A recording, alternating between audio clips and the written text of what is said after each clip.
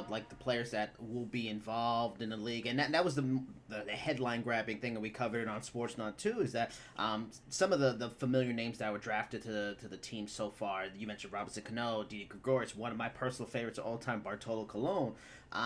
Talk to me about like the process for getting those players like to join the league. Did it take some time to, like Bartolo, we're doing a league in Dubai. Is there like, wait, a baseball in Dubai? What are you talking about? Like, was there any resistance? Was it easier than you thought? And not just maybe for the players that are drafted, but even like for some of the owners, was there a little bit of persuasion that had to be and explaining in the pitch for this league to make it make sense? These people that are just so used to baseball being in the Western Hemisphere. Well, I'll tell you, Bartolo Colon sends me a text every day for the last month of him on a treadmill, him getting Oh. his laps in. So he's taking this seriously. Bartolo is actually going to be the starting pitcher for the East team on opening night. So literally, it's going to be amazing to see 50-year-old Bartolo Colon on the bump. He set so much records. The winningest Dominican pitcher of history. So many amazing things he's done. Now he's got another milestone to his career. He's pitching the first ever game in the history of the Middle East and South Asia. So I'm so pumped from Bartolo. I told him I got enough. He's sent me enough proof. I know that he's gonna be in the best shape he's been in a long time for the games out here, which is pretty cool. But when we started this journey, as you know, we started with I've had a relationship with Barry Larkin for some time now, and that's one of my closest friends, and we've been talking about how we can expand and grow the game internationally for a while. We connected with one of my other brothers, John Miedrich, who's our vice chairman and executive VP of baseball ops. John is a white boy from New York City. He was an NYPD cop for 20 years, Wow. but he spent the last 10 years as the head of international operations for the counterterrorism unit that was based in the Middle East. Okay. So John had a ton of relationships with government leaders and officials that we needed to meet with in order to bring our Ah. league over here. Because anything you do here, as you know, you got to be really locked in with the government. So Yeah. John was a huge, huge enabler for us and was able to get myself and our team in front of the right people to spend the last 2 years closing all the deals that we need to. And as you may have seen, we signed a 15-year deal with the UAE government to do Hmm. professional baseball, which was historic. It's never been given to anyone before. So a huge, huge blessing, huge, huge milestone. But John is actually married to a Dominican woman, and John's super passionate about baseball. So John started spending a lot of time down in the DR. And then he actually, with his brother and a couple of other partners, they created a baseball academy in the DR, and through their academy work got connected with none other than Mariano Mm. Rivera. Now Mariano was from Panama, as you know, Yeah. but they got connected doing some work in the DR, and then John brought Mariano to meet with me and Lark in the early days, and the four of us, as well as John's brother, created Baseball United.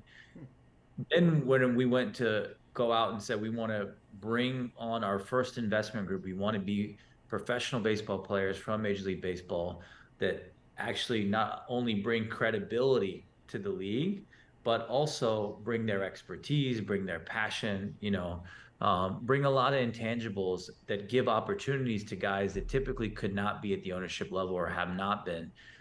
People from Black and brown communities, people from diverse backgrounds, et cetera. And the first person that we went out to after that was Adrian Beltre.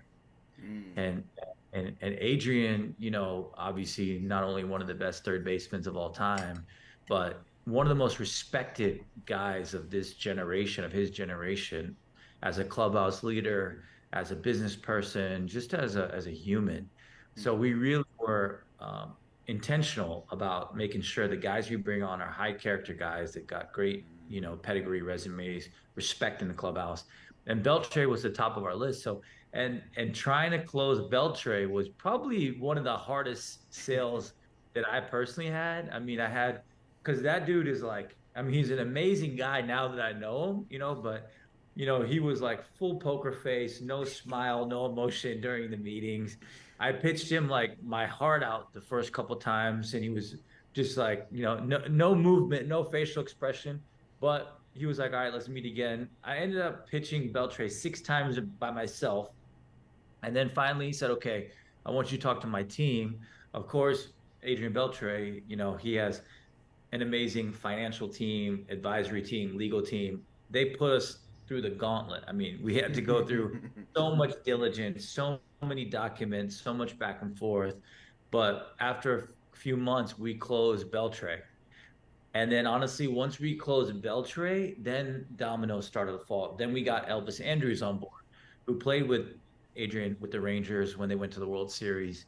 Back before they won this past year, back in 2010 and 2011, he played in the infield with them. We got Elvis. Then we got Felix Hernandez, who played with Adrian in Seattle. Ah. And Adrian, was a great enabler of that. Once we got Felix, then the momentum started to really, come to life for us. We launched our franchises. We were starting to kind of grow on social media. We've gotten good PR. Then Nick Swisher started blowing me up, saying, I blowing up my DMs saying I just want to be a part of it, whatever I got to do, which was awesome because he's just a great guy with so much passion. Then we brought on Nick. Nick is part of the CAP program, the Commissioner's Ambassador program, Major League Baseball. Ryan Howard is part of the CAP program as well. So once we got Nick, then we got Ryan Howard on board. Somewhere in between there, we got Albert Pujols on board. And then it was just kind of a snowball. We got Robbie Cano. Then from Robinson Cano, we got Bartolo Colon, Robinson Chirinos. We got Matt Barnes. We got Shane Victorino. We got Hanley Ramirez. So it really, and now we got so many guys calling us to be a part of it, which is pretty exciting.